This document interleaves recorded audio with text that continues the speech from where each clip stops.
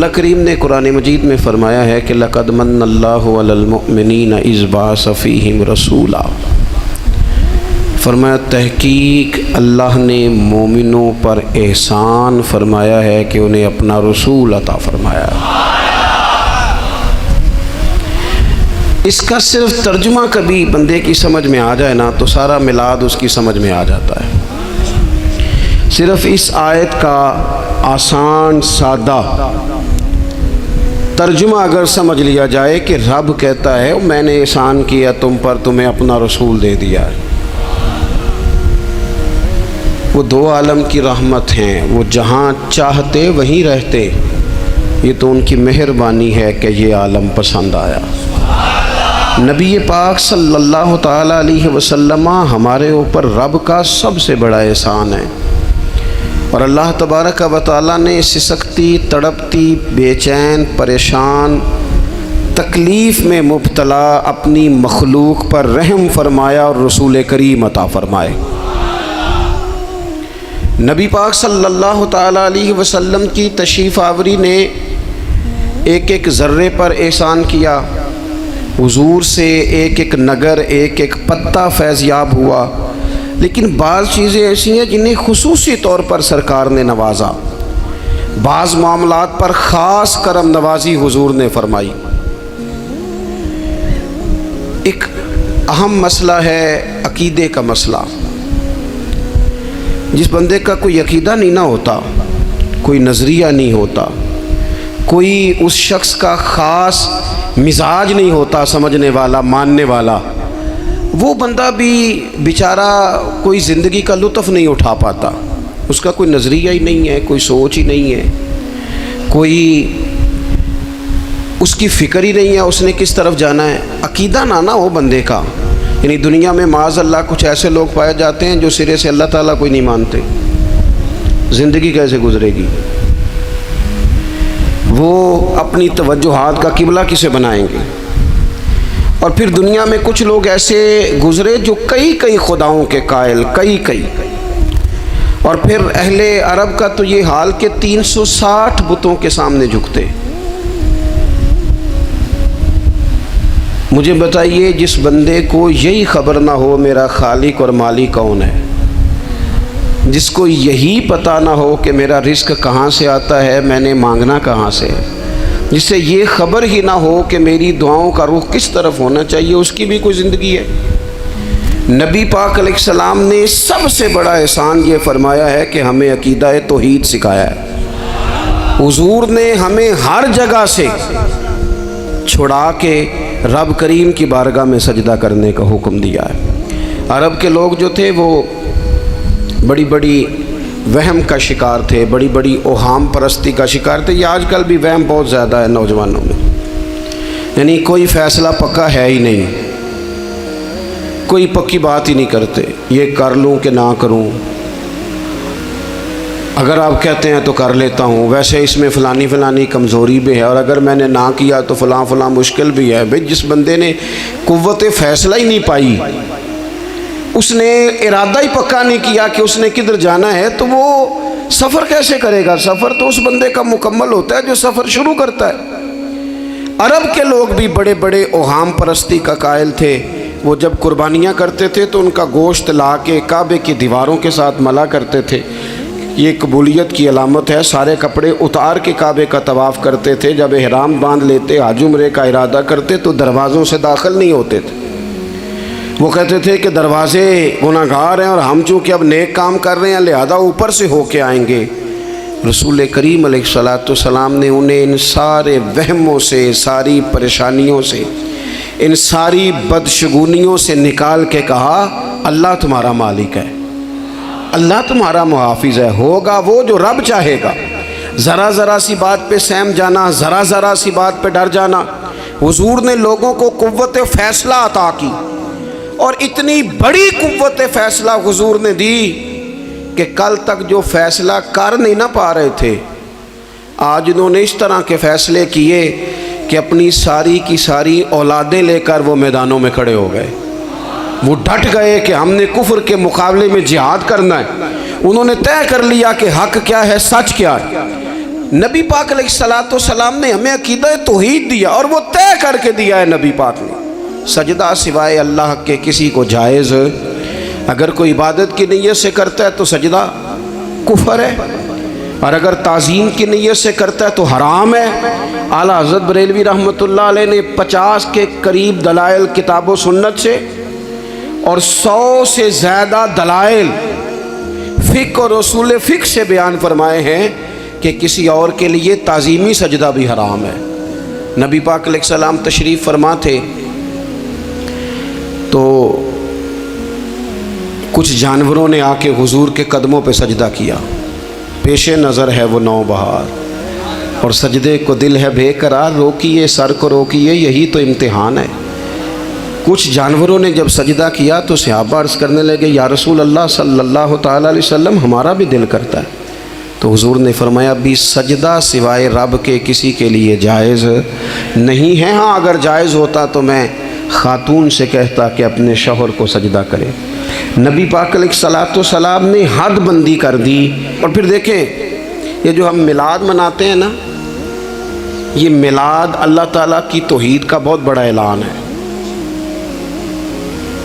ہم کہتے ہیں نبی پاک کا میلاد ہوا، جس کا میلاد ہوتا ہے وہ خدا نہیں ہوتا، جو پیدا ہوتا ہے وہ رب۔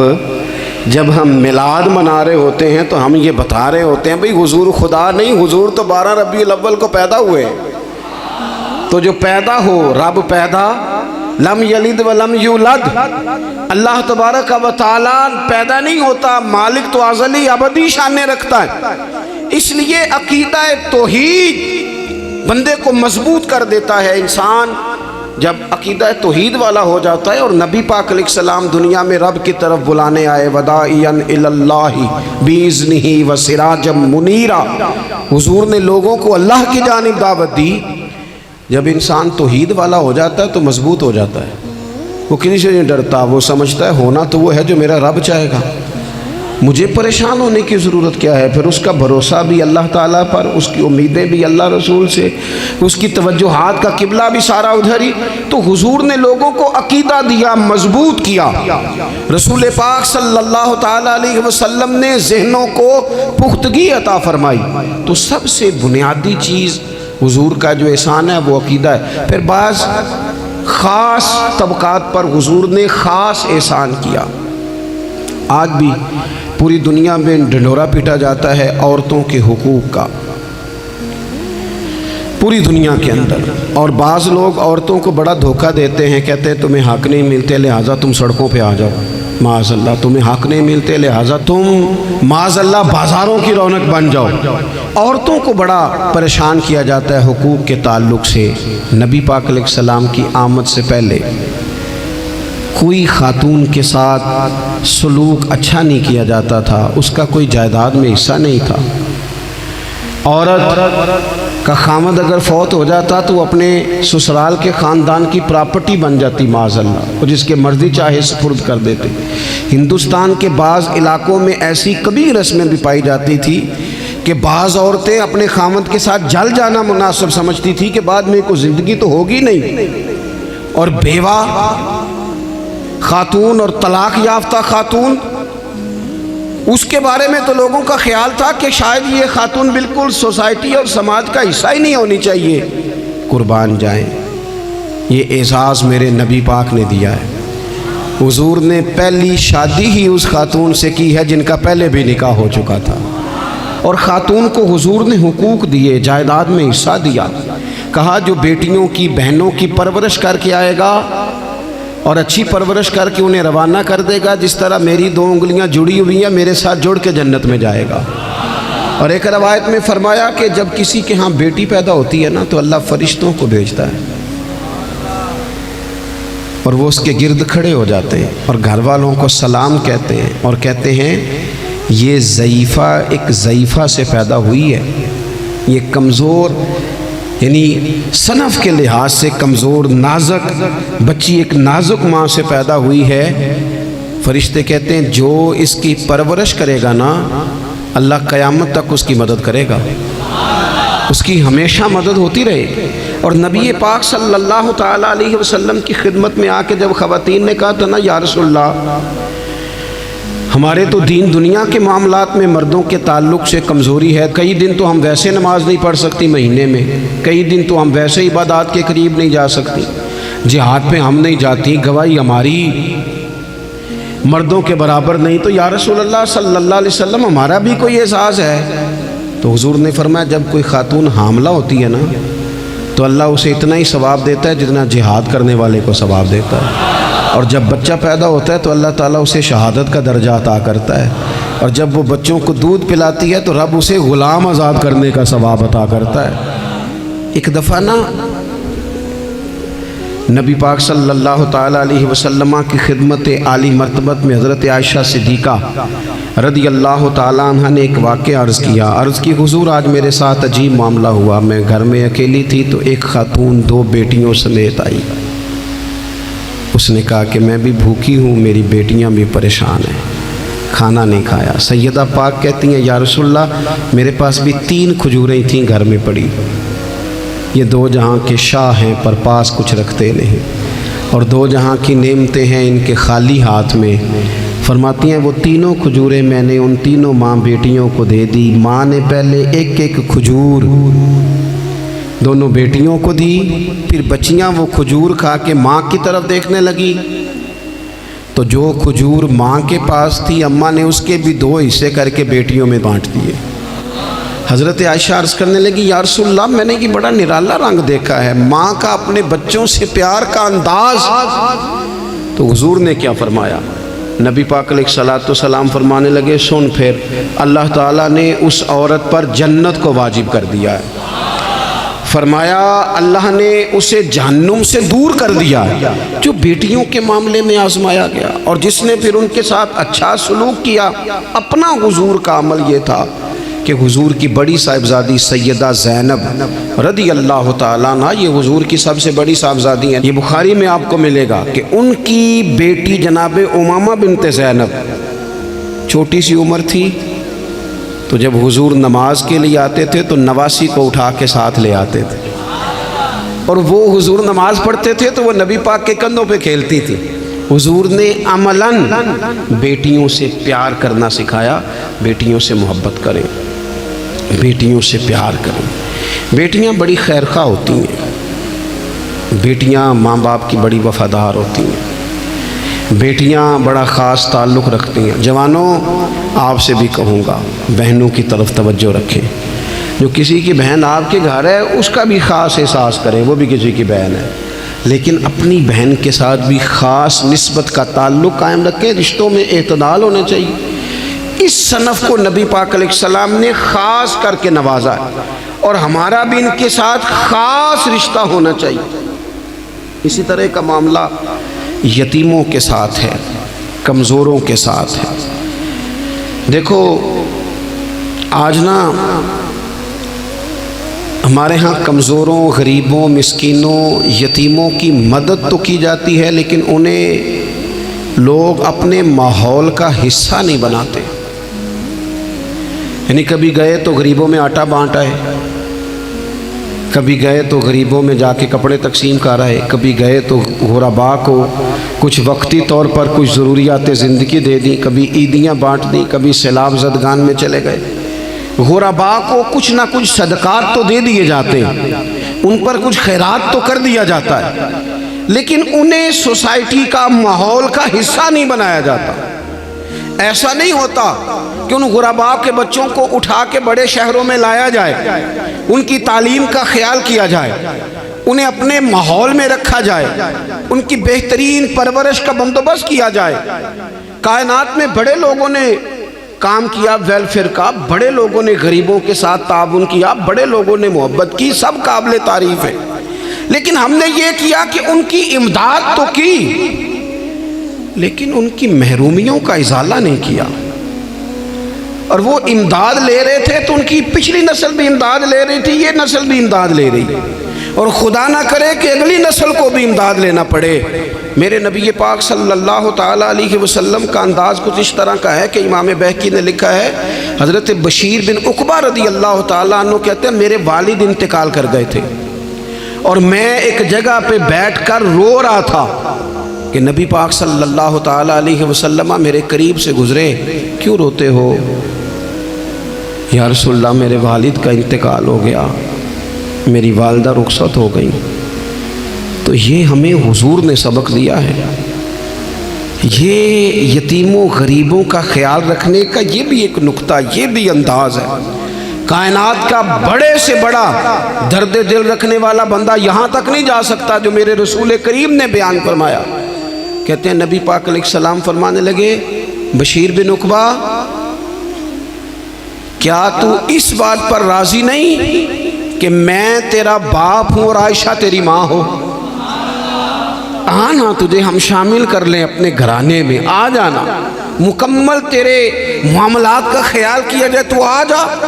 اتنا بڑا درجہ نبی پاک نے تو حضرت سلمان فارسی کے بارے میں بھی فرمایا کہ میں نے انہیں اپنی اہل بیت میں شامل کر لیا۔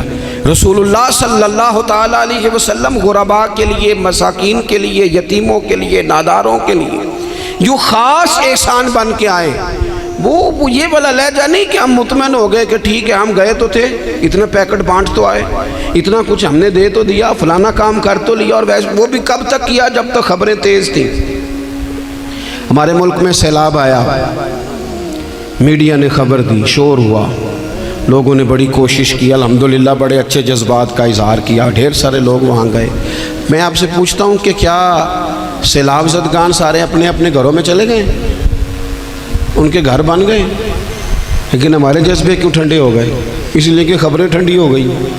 ہم تو چلتے ہیں ٹرینڈ کے ساتھ کہ آج کل ٹرینڈ کیا ہے، اگر خبر ادھر کی ہے تو ذوق ادھر کا ہے، خبر ادھر کی ہے تو ذوق ادھر کا ہے۔ دیر پا کام کرنا اور خاص جذبات پیدا کرنا ان لوگوں کے لیے۔ حضرت سیدنا عبداللہ بن ابی اوفا رضی اللہ تعالیٰ عنہ روایت کرتے ہیں، ایک یتیم بچہ آیا تھا، اس نے عرض کی حضور میری ماں بھی بھوکی ہے اور میری ایک ہمشیرہ ہے وہ بھی بھوکی ہے، روٹی دا دکھ نہ پوچھو، روٹی تے بندہ کھا جاندی دے۔ یہ جو بھوک ہوتی ہے نا، بھوک، بہت سارے لوگ نا، میں ایک شادی میں تھا تو وہاں ایک دو لوگ کھانا کھا رہے تھے، تو بعض لوگ انہیں دیکھ دیکھ کے مذاق کر رہے تھے، ویڈیو بنا رہے تھے، کہتے دیکھو کھانا ہی نہیں آتا، کیا انداز ہے، سارا ان کا منہ جو ہے وہ کھانے سے بھر گیا، ہاتھ دیکھو کہاں تک ان کے لتھڑ گئے، کیا انداز ہے۔ تو میں نے کہا تم ان کے کپڑے بھی تو دیکھو نا، انداز، بیٹھنا اٹھنا، کپڑے پہننا، یہ غریبی کا پتہ دیتے ہیں۔ بھوک جب تیز لگی ہو پھر کھانے کے آداب لوگوں کو یاد نہیں رہتے۔ غربت نے میرے بچوں کو تہذیب سکھا دی، اب وہ سہمے ہوئے رہتے ہیں، شرارت نہیں کرتے۔ وہ عزیز ہوتا یہ ہے کہ جب انسان کو بھوک شدید لگی ہو نا، پھر اسے ڈاکٹر کی ہدایات نہیں یاد رہتی، پھر تو پیٹ کی آگ بجھانے کو لوگ دوڑتے ہیں۔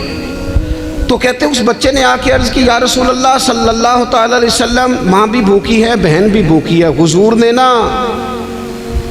اسے 21 کھجوریں عطا فرمائی، فرمایا 7 تیری، 7 تیری بہن کی، 7 تیری والدہ کی۔ اور یہ حضور نے 21 کھجوریں دی ہیں، یہ نبی پاک نے 21 دی ہیں، ہاں یہ حضور نے 21 دی، اور حضور تو اشارہ بھی کر دینا تو پھر روٹی ساری زندگی ختم نہیں ہوتی۔ وہ حضرت ابو ہریرہ کو بھی ملی تھی، فرماتے ہیں میں کئی سال کھاتا رہا، 1 کلو کھجوریں تھی پر ختم ہی نہیں ہوئی۔ 21 کھجوریں حضور نے دیں۔ حضرت معاذ بن جبل رضی اللہ تعالیٰ عنہ اٹھے اور دوڑ کے جا کے نا اس یتیم کے سر پہ ہاتھ پھیرا اور کہنے لگے پتر اللہ تجھے اپنے والد کا جانشین بنائے۔ تو حضور فرمانے لگے معاذ یہ تم نے کیا کیا؟ عرض کی حضور اس بچے کی بات سن کے میرا دل بھر آیا ہے، محبت نے انگڑائی لی ہے، تم نے یتیم کے سر پہ ہاتھ پھیرا ہے، یہ دیکھو حضور کا رشتہ۔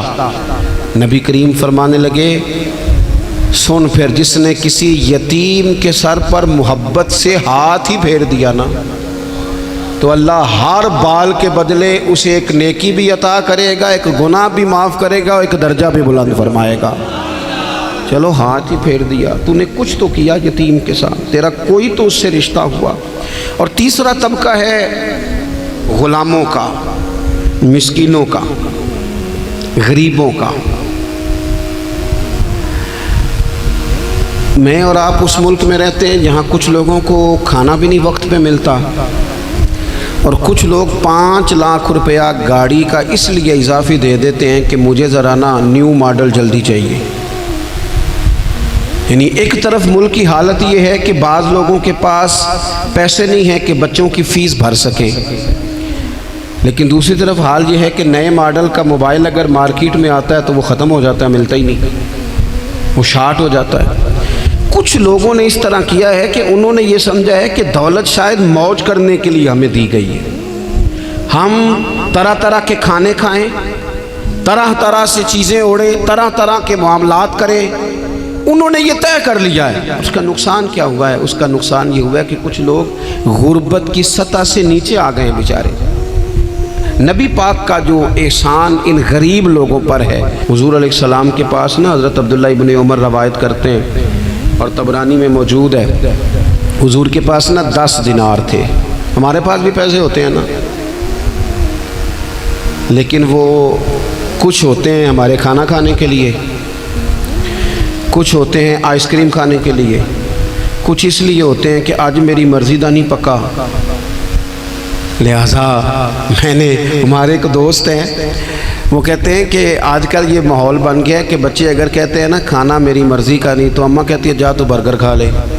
کہتے ہیں ہمارے دور میں یوں نہیں ہوتا تھا، اگر ہم کہتے تھے نا کھانا میری مرضی کا نہیں تو پھر ہمیں ڈبل چیز کھانے کو ملتی تھی، ایک مار بھی کھانا پڑتی تھی اور وہ کھانا بھی کھانا پڑتا تھا۔ اور پھر کچھ پیسہ لوگوں نے صرف اس لیے سنبھال کے رکھا ہوا ہے کہ جو اضافی چیزیں ہیں نا، اضافی، میرا ویسے تجربہ نہیں ہے اور نہ میں نے زیادہ گہرائی سے دیکھا ہے، بس مجھے بتایا گیا ہے، اور پتہ نہیں اب بات درست ہے کہ نہیں، مجھے بتایا گیا ہے کہ پہلے لڑکیاں بیوٹی پارلر جاتی تھی، اب سنا لڑکے بھی جاتے ہیں۔ اب خدا جانے یہ بات سچ ہے کہ غلط ہے۔ یہ جو اضافی اخراجات ہیں نا، یہ اگر ہم تھوڑے سمیٹ لیں، یعنی مولا علی شیر خدا کرم اللہ تعالی وجہہ الکریم مزدوری کر کے نکلے تو 2 کلو کھجوریں تھیں، حضور بس فرمانے لگے 1 کلو میرے بچے کھائیں گے اور کلو مدینے کے غریب بچے کھائیں گے، یعنی کل 2 کلو ظاہری طور پر کھجوریں ہیں، اس میں بھی دوسروں کا حصہ۔ ہمارے پاس جو مال آتا ہے اگر تھوڑا سا نا ہم اسے یہ نہ سمجھ لیں کہ میرا ہی حق ہے، کسی کو اس میں سے ایک لقمہ بھی نہیں ملنا چاہیے، اگر ہم تھوڑا سا نا دل کشادہ کریں تو 3 لوگوں کا کھانا 4 بھی کھا سکتے ہیں، 4 کا کھانا 5 بھی کھا سکتے ہیں، 6 کا کھانا 7 کا کھانا 10 بھی کھا سکتے ہیں۔ شرط یہ ہے کہ دل کشادہ ہو، دل دریات سمندروں ڈونگے کون دلاں دیا جانے، تھوڑی سی نا کشادگی پیدا کی جائے۔ حضرت عبداللہ ابن عمر کہتے ہیں نبی کریم علیہ السلام کے پاس نا 10 دینار تھے، ویسے تو کائنات ہی میرے نبی کی مٹھی میں ہے، لیکن ظاہری طور پر 10 دینار تھے۔ حضور ایک دکان پہ گئے، 4 دینار کا حضور نے ایک جوڑا خریدا، کپڑے خریدے، وہ قمیض حضور نے پہنی تو ایک انصاری آگے بڑھ کے عرض کرنے لگے حضور میرا بڑا دل کر رہا ہے، یہ مجھے نہیں دے دیتے آپ؟ تو حضور خوش ہو گئے۔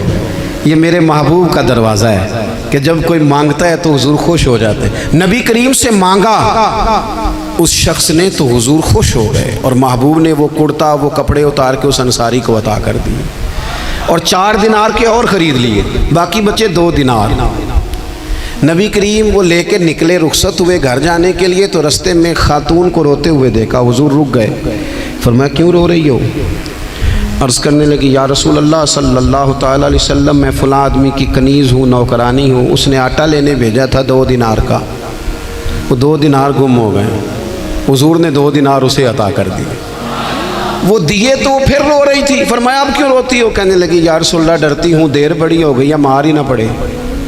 تو حضور نے فرمایا چل نہ میں تیرے ساتھ چلتا ہوں۔ حضور ان کے گھر گئے، وہ اہل ایمان کا گھر تھا جن کی وہ کنیز تھی، جا کے کہا السلام علیکم، اندر سے جواب ہی نہیں آیا، پھر فرمایا السلام علیکم، کوئی جواب ہی نہیں آیا۔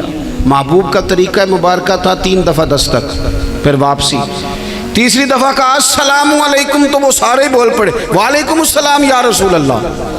حضور ماں باپ قربان، تو حضور فرمانے لگے میں نے پہلے بھی 2 دفعہ سلام لیا، بولا کوئی نہیں۔ کہ یا رسول اللہ اپنے نصیب تھے نا کہ ہم پہ سلامتیاں بھیج کون رہا ہے، ہم نے سوچا ذرا 3 دفعہ مل جائے سلامتی، ذرا مل جائے نا، حضور سلامتی بھیج رہے ہیں تو آتی رہے نا۔ تو محبوب کریم علیہ السلام فرمانے لگے یہ تمہاری کنیز وہاں کھڑی رو رہی تھی، اس بیچاری کے 2 دینار گم ہو گئے تھے، اسے دوبارہ سامان لاتے کچھ دیر ہو گئی، اس پر سختی نہ کرنا، مارنا نہ۔ غلام کہنے لگے حضور اس خاتون کے قربان جائیں جو ہمارے کریم رسول کو ہم جیسے غریبوں کے گھر تک لے آئی ہے، مارنا کیا، ہم اسے آزاد کرتے ہیں، یہ آزاد ہے اللہ کی رضا کے لیے۔ یہ دیکھو یہ میرے نبی پاک کا انداز ہے۔ حضور نکلے تو جناب عبداللہ ابن عمر فرماتے ہیں رسول کریم فرمانے لگے شکر ہے اللہ تعالیٰ کا، 10 دینار تھے، ایک انصاری نے بھی قمیض پہن لی، میں نے بھی قمیض پہن لی، اور رب نے ایک کنیز کو آزاد بھی فرما دیا۔ یہ انداز ہمیں نبی کریم نے دیا ہے کہ ہم اپنے دولتوں میں، اللہ کی عطاؤں میں غرباء کو، قریبیوں کو، رشتہ داروں کو، بہن بھائیوں کو تھوڑا شریک کر لیں، تاکہ وہ جو آسودگی اللہ نے ہمیں دی ہے اس میں سے دوسروں کو بھی کچھ نفع ملے۔ اور ایک بات آخر میں آپ کی خدمت میں یہ عرض کرنی ہے کہ جو زیر دست لوگ ہوتے ہیں نا، غلام، ملازم، نوکر، آپ اپنی زندگی کے مسائل دیکھ لیں، جن لوگوں کے پاس لاکھوں آتا ہے کبھی ہزاروں آنے لگ جائے تو پریشان ہو جاتے ہیں، تو جن کے پاس صرف سینکڑوں ہوتے ہیں، تو ایسا تو نہیں کہ آپ ہی ٹینشن میں ہیں اور آپ ہی کو غصہ آتا ہے، وہ بیچارہ کبھی نوکر بھی تو ٹینشن میں ہو سکتا ہے نا، ملازم کو بھی تو کبھی ٹینشن ہوتی ہے نا، اس کے ساتھ بھی تو مسائل وابستہ ہے نا۔ حضرت سیدنا ابو مسعود انصاری رضی اللہ تعالیٰ عنہ بیان کرتے ہیں کہ مجھے اپنے غلام پہ غصہ آیا تو میں اسے مار رہا تھا، نبی کریم تشریف لے آئے، حضور نے ایک جملہ کہا تو میں رو پڑا۔ حضور فرمانے لگے جتنا اختیار تجھے اس پر حاصل ہے نا، اس سے کہیں بڑھ کر رب کو تیرے اوپر اختیار حاصل ہے، لہٰذا اللہ سے ڈر، اس کے معاملے میں اللہ سے ڈر۔ اور پھر حضور تو صرف غلام نہیں، جانوروں کے حق تک کا خیال فرماتے۔ ایک جگہ تشریف لے گئے تو اونٹ آپ کے پیروں پہ سر رکھ کے رویا، نبی کریم نے اس کی پشت پہ ہاتھ پھیرا، فرمایا اس کے مالک کو بلاؤ نا۔ جب وہ آیا تو کیا ارشاد فرمایا؟ فرمایا تو اس کے معاملے میں اللہ سے نہیں ڈرتا، اس نے شکایت کی ہے کہ تو اس کی طاقت سے زیادہ بوجھ ڈالتا ہے، چارہ اور پانی بھی وقت پر نہیں دیتا۔ یہ حضور کے احسانات ہیں، ہمیں ان احسانات کا خاص خیال رکھنا چاہیے۔ اور یہ جو ایام ہے عید میلاد النبی کے، ان ایام میں بالخصوص ہمیں غریبوں کے ساتھ، یتیموں کے ساتھ، بیواؤں کے ساتھ، مساکین کے ساتھ، لاچاروں کے ساتھ اس لحاظ سے زیادہ مدد کرنی چاہیے کہ میرے رسول پاک انہی کے لیے تو زیادہ رحمت بن کے آئے، انہی کا تو محبوب نے خیال زیادہ فرمایا، انہی کے بارے میں تو ہمیں تلقین زیادہ فرمائی۔ وہ اپنے پرائے کا غم کھانے والا، مرادیں غریبوں کی بھر لانے والا، مصیبت میں غیروں کے کام آنے والا، وہ نبیوں میں رحمت لقب پانے والا۔ تو نبی پاک علیہ السلام کے غلاموں، یہ ہمیں سیکھنا ہے، اس پر ہمیں عمل کرنا ہے۔ اللہ کریم کی بارگاہ میں دعا ہے اللہ ہماری حاضری کو قبول فرمائے۔ آخر دعوانا ان الحمدللہ رب العالمین۔